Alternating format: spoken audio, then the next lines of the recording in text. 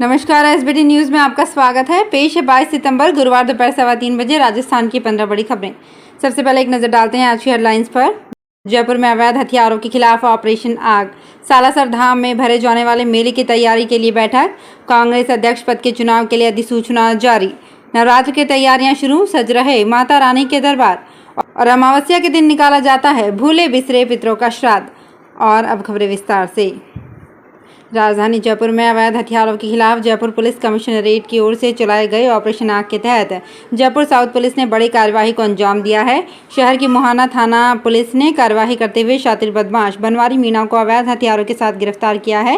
DCP Jaipur south Yogesh Goyal ने बताया कि लंबे समय से साउथ पुलिस को अवैध हथियारों के दम पर अवैध वसूली की सूचनाएं मिल रही थी। शातिर बदमाश बनवारी मीणा से 2 पिस्टल, 2 देसी कट्टे और 40 जिंदा कारतूस बरामद किए गए हैं।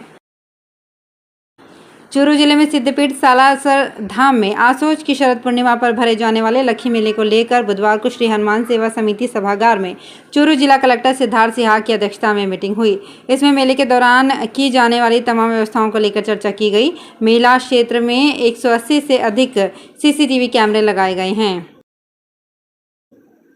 कांग्रेस अध्यक्ष पद के चुनाव के लिए बृहस्पतिवार को अधिसूचना जारी कर दी गई और इसके साथ ही देश के सबसे पुराने राजनीतिक दल के सर्वोच्च पद पर आसीन होने वाले व्यक्ति को चुनने की प्रक्रिया औपचारिक रूप से आरंभ हो गई। पार्टी के वरिष्ठ नेता मधुसूदन मिस्त्री की अध्यक्षता वाले केंद्रीय चुनाव प्राधिकरण की ओर से ये अधिसूचना जारी की गई। कांग्रेस अध्यक्ष पद के चुनाव के लिए घोषित कार्यक्रम के अनुसार अधिसूचना जारी होने के बाद अब नामांकन दाखिल करने की प्रक्रिया 24 से 30 सितंबर तक चलेगी। नामांकन वापस लेने की अंतिम तिथि 8 अक्टूबर है। इस बार शारदीय नवरात्र 26 सितंबर से शुरू होंगे। कोरोना संक्रमण के कारण 2 साल बाद इस नवरात्र पर गरबा महोत्सव को लेकर लोगों में उत्साह है। भीलवाड़ा में माताजी के मंदिरों में भी रंग रोगन कर व गरबा आयोजन की तैयारियां शुरू हो गई है। शहर के प्रमुख मंदिर चामुंडा माता मंदिर, गायत्री मंदिर, जोगनिया माता, धनोप माता, आवरी माता सहित अन्य मंदिरों में तैयारियां शुरू हो गई है। गरबा मंडलों में युवक युवतियां गरबे का अभ्यास कर रहे हैं। श्राद्ध पक्ष का समापन 25 सितंबर को होगा। इस दिन को बड़े श्राद्ध के रूप में मनाया जाएगा। इस दिन भूले बिसरे सभी पितरों का श्राद्ध निकाला जाता है। पंडित अशोक व्यास ने बताया कि अमावस्या की शुरुआत 25 सितंबर को सुबह 3:12 से होगी और इसका समापन 26 सितंबर को सुबह 3:23 पर होगा। ये तिथि 24 घंटे की होगी। इस दिन नदी और सरोवरों में विधिवत पितरों का तर्पण किया जाता है। ऐसे में भीलवाड़ा की बिगोद के त्रिवेणी संगम पर विशेष भीड़ रहेगी। राजस्थान में दिवाली पर बिजली की कमी हो सकती है। स्टेट सेक्टर की 2062 मेगावाट इंस्टॉल्ड कैपेसिटी की 9 पावर प्रोडक्शन यूनिट बंद हो चुकी है। प्रदेश में सितंबर में प्रतिदिन पीक आवर्स में अधिकतम बिजली की खपत 15,000 मेगावाट को पार कर चुकी है। प्रदेश में 2500 मेगावाट बिजली कम पड़ रही है। छत्तीसगढ़ में राजस्थान विद्युत उत्पादन निगम लिमिटेड को allot coal mines Parsa East and Kente Basan coal block में कोयला खत्म हो गया है। प्रदेश के सभी 6 थर्मल प्लांट्स में केवल 11 दिन का ही कोयला स्टॉक बचा है। जोधपुर कमिश्नरेट की पुलिस ने चंडीगढ़ से मिले इनपुट के आधार पर चाइनीज मोबाइल ऐप के जरिए लोगों को लोन देने के बाद ठगी करने वाली गिरोह का खुलासा किया है।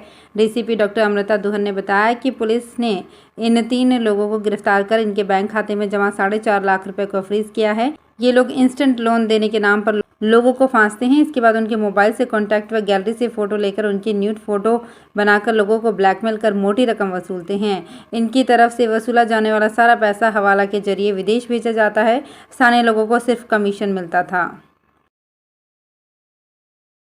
डूंगरपुर शहर में कॉलेज रोड पर स्थित मुथूट गोल्ड फाइनेंस कंपनी के ऑफिस में गुरुवार सुबह अचानक आग लग गई। आग लगने से ऑफिस के इलेक्ट्रॉनिक उपकरण, फर्नीचर और कुछ डॉक्यूमेंट्स जल गए। हालांकि समय पर आग बुझा देने से बड़ा हादसा टल गया।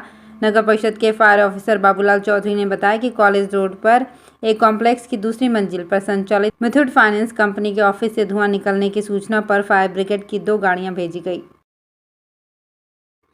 जोधपुर में इस बार 2 साल बाद दशहरा महोत्सव मनाया जाएगा। नगर निगम की ओर से आयोजित किए जाने वाले दशहरा महोत्सव की तैयारियों को लेकर महापौर उत्तर कुंती परिहार की अध्यक्षता में बैठक का आयोजन किया गया। बैठक में महापौर ने निगम अधिकारियों को दशहरा महोत्सव को लेकर शहर में व्यापक स्तर पर स्वच्छता अभियान चलाने के निर्देश दिए। उन्होंने कहा कि 5 अक्टूबर को मेहरानगढ़ दुर्ग से प्रभु श्री राम परिवार की पूजा अर्चना के बाद राम रथ रवाना होगा। मेले की पूर्व संध्या पर नगर निगम की ओर से राम सवारी के पूरे रूट की सफाई कर धुलाई की जाएगी। साथ ही आकर्षक रंगोलियों से पूरे मार्ग को सजाया जाएगा। केंद्र सरकार की ओर से हर साल किसानों को दी जाने वाली किसान सम्मान निधि से जुड़ी ये खबर है। इस राशि को पाने के लिए पात्र किसानों को अब हर साल अपने जीवित होने का प्रमाण देना पड़ता है, इसलिए उन्हें केंद्र सरकार के खोले गए कॉमन सर्विस सेंटर पर जाना पड़ता है। लेकिन राज्य सरकार ने अब इसकी सुविधा ई मित्र पर भी शुरू कर दी है। राज्य में वर्तमान में 80,000 से ज़्यादा ई मित्र सेंटर्स हैं। उत्तर पश्चिम रेलवे जोधपुर मंडल के 4 लोको पायलट को मंडल रेल प्रबंधक गीतिका पांडे ने प्रशस्ति पत्र देकर सम्मानित किया। वरिष्ठ मंडल यांत्रिक इंजीनियर रवि मीणा ने बताया कि कर्मचारियों को उनके कार्य के प्रति सतर्कता और जागरूक रहते हुए संभावित दुर्घटना को टालने के कारण सम्मानित किया गया। कोरोना काल के 2 साल बाद झुंझुनू के बाजारों में इस बार दिवाली पर अच्छा कारोबार होने की संभावना है। व्यापारियों ने दिवाली की तैयारी शुरू कर दी है। दिवाली के त्यौहार को देखते हुए बाजारों में रौनक नजर आने लग गई है। व्यापारियों ने तैयारी शुरू कर दी है। व्यापारी अपने प्रतिष्ठान को सजा रहे हैं और तरह तरह का नया माल ला रहे हैं। इस बार ग्राहकों ने दिवाली सीजन की छूट का फायदा उठाने के लिए वर्तमान में खरीदारी से हाथ खींच लिया है। लंपी वैक्सीन तैयार करने के लिए वैज्ञानिकों को भारतीय कृषि अनुसंधान परिषद ने 3 साल पहले 30 लाख का प्रोजेक्ट दिया था। अब स्वदेशी वैक्सीन तैयार हो चुकी है। इसके कॉमर्शियल उत्पादन के लिए 81 लाख रुपए में 2 कंपनियों को वैक्सीन का फॉर्मूला वैज्ञानिकों ने दिया है। दोनों से MOU हो चुका है। होली तक देश के 20 करोड़ गौवंश के लिए वैक्सीन मुहैया हो सकेगी। भारतीय कृषि अनुसंधान परिषद ने इसकी वैक्सीन के लिए 3 साल पहले ही बीकानेर स्थित केंद्रीय अश्व अनुसंधान केंद्र के वैज्ञानिकों को जिम्मेवारी सौंपी थी। उदयपुर संभागीय आयुक्त राजेंद्र भट्ट 23 व 24 सितंबर को राजसमंद जिले के दौरे पर रहेंगे। इस दौरान वो जिले में आयोजित कार्यक्रम सहित जनजाति छात्रावास का निरीक्षण करेंगे। संभागीय आयुक्त के निजी सचिव दिलीप कुमार से प्राप्त जानकारी के अनुसार संभागीय आयुक्त जनजाति क्षेत्रीय विकास विभाग उदयपुर राजेंद्र भट्ट 23 सितंबर को उदयपुर से प्रस्थान कर सुबह 11 बजे राजसमंद पहुंचेंगे। यहां वे रिको इंडस्ट्रियल एरिया धोइंदा में नारायण सेवा संस्थान द्वारा आयोजित एक वर्कशॉप में मुख्य अतिथि के रूप में भाग लेंगे। कोरोना के बाद स्कूलों में फिर से बच्चों का शिक्षण कार्य शुरू हो गया है, लेकिन बिगड़ी व्यवस्था के चलते ग्रामीण क्षेत्र में बच्चों को पढ़ाने के लिए शिक्षक नहीं मिल पा रहे हैं। वर्तमान में प्रदेश के 16,000 सीनियर सेकेंडरी स्कूलों में प्रिंसिपल के 44% और व्याख्याता व सेकंड ग्रेड शिक्षकों के 21% पद खाली चल रहे हैं। उधर बीच सत्र में ही प्रिंसिपल से लेकर सेकंड ग्रेड तक करीब 10,000 शिक्षकों के तबादले कर दिए गए हैं। अब नई भर्ती से पद भरेंगे, जिसमें करीब 6 माह लगने का अनुमान है। तो फिलहाल इस बुलेटिन में इतना ही। फिर हाजिर होंगे कुछ और बड़ी खबरों के साथ। अगर आप भी अपने आसपास की छोटी बड़ी और महत्वपूर्ण खबरों से अपडेट रहना चाहते हैं तो सब्सक्राइब कीजिए हमारे चैनल SPT न्यूज को और प्रेस कीजिए बेल आइकन पर।